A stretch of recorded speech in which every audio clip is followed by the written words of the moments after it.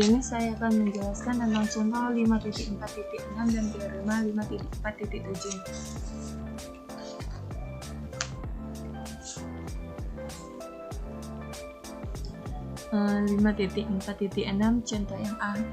Jika fx sama dengan x kuadrat pada A interval tertutup dan terbatas 0, b di mana b suatu konstanta positif. Jika konstanta positif berarti b-nya itu lebih besar dari 0. Maka cara mencari yang pertama adalah kita ingat dulu rumus ataupun fungsi dari Lipschitz ialah mutlak fx dikurang fu. Nah, x-nya tadi kan x kuadrat, maka langsung saja kita substitusikan menjadi mutlak fx dikurang fu sama dengan mutlak x kuadrat dikurang x kuadrat. Dan dapat kita faktorkan yaitu dengan bentuk mutlak x ditambah u dikali x dikurang u. Nah, di sini kan kita lihat intervalnya tadi 0, b. Jadi tinggal kita substitusikan saja nilai b-nya. Maka x ditambah u menjadi b ditambah u. Sedangkan x dikurang u menjadi b dikurang b. B ditambah b itu kan 2b. Sedangkan b dikurang b itu 0. Jadi 2b-nya ini dapat kita lihat adalah nilai k. K-nya itu ialah 2b. Sedangkan kita ketahui syarat dari Lipschitz ialah K-nya harus lebih besar dari 0. Maka fungsi ini adalah fungsi Lipschitz. Nah, selanjutnya apakah fungsi ini Lipschitz juga terhadap interval 0, tak hingga? Ternyata fungsi ini tidak Lipschitz pada 0, tak hingga. Karena K-nya di sini akan susah untuk diketahui. Sehingga fungsi ini dikatakan Lipschitz apabila ia di interval 0, b dan tidak bisa dikatakan Lipschitz pada interval 0, tak hingga.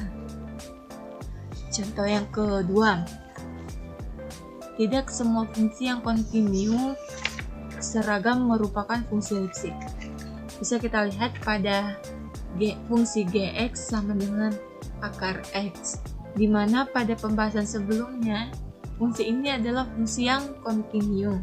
Untuk x-nya itu berada pada interval 0, 2, di mana intervalnya ini adalah tertutup dan terbatas.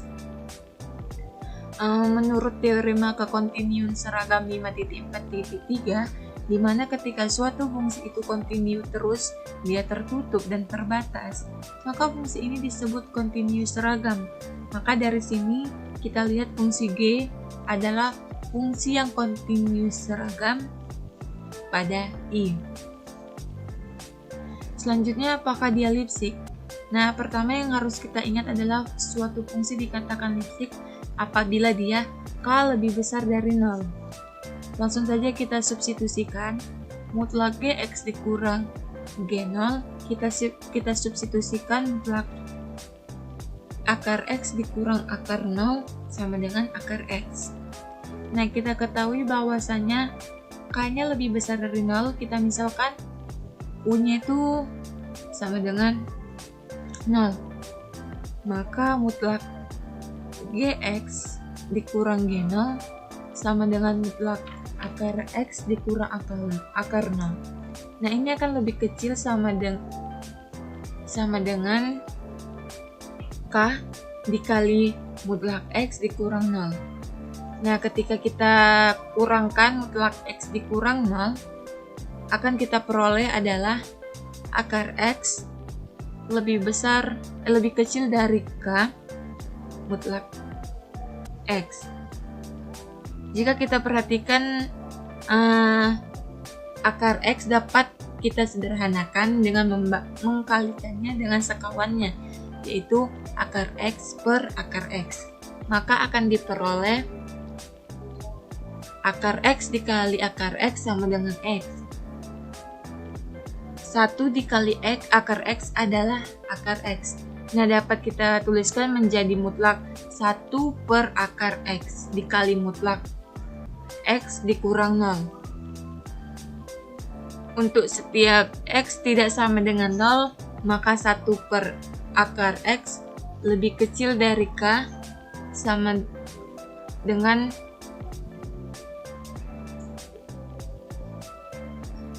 Gx. Ini merupakan fungsi yang tidak terbatas karena kita limitkan nilai 1 per x-nya 1 per akar x, maka dia itu nilainya adalah tidak terhingga.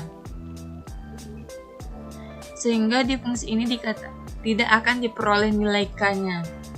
Maka dari sini jelas fungsi ini adalah fungsi yang bukan Lipschitz, tapi dia fungsi yang kontinus seragam.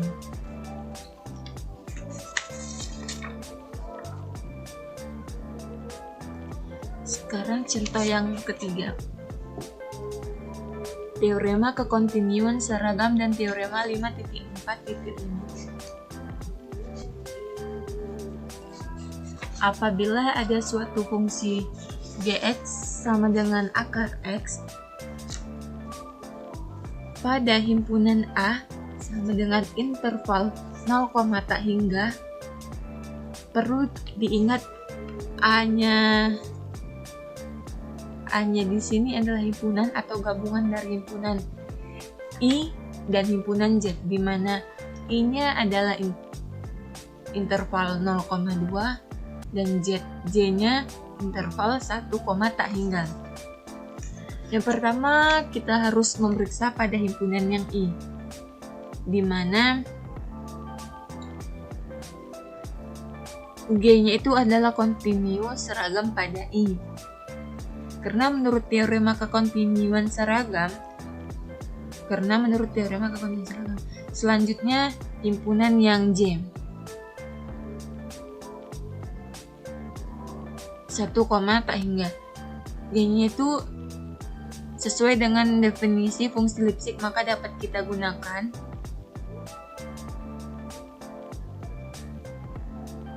kan G tadi kontinus seragam pada J. Jadi sesuai dengan definisi fungsi Lipschitz, maka dapat kita gunakan rumus mutlak Gx dikurang Gu sama dengan mutlak akar x dikurang akar u. Karena apa? Kita ketahui tadi fungsinya ialah akar x. Akar x kan? Tinggal kita substitusikan.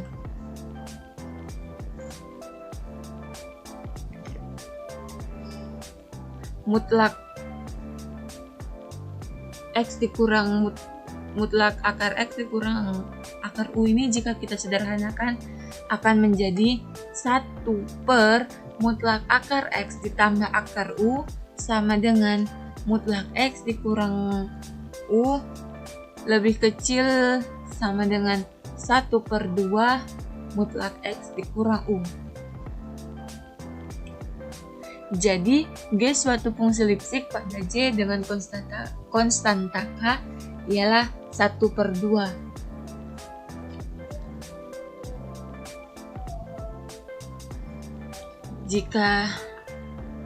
Jadi G teorema 5.4.5 G kontinus seragam pada 1, tak hingga karena A sama dengan I gabungan dari J, ini berarti G kontinus seragam pada A. Selanjutnya masuk ke teorema 4.5.7.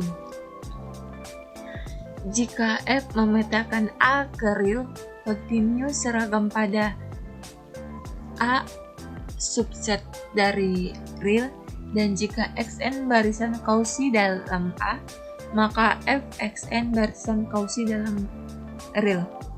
Buktinya, misalkan Xn barisan Cauchy dalam A dan epsilon lebih besar dari 0 kita berikan.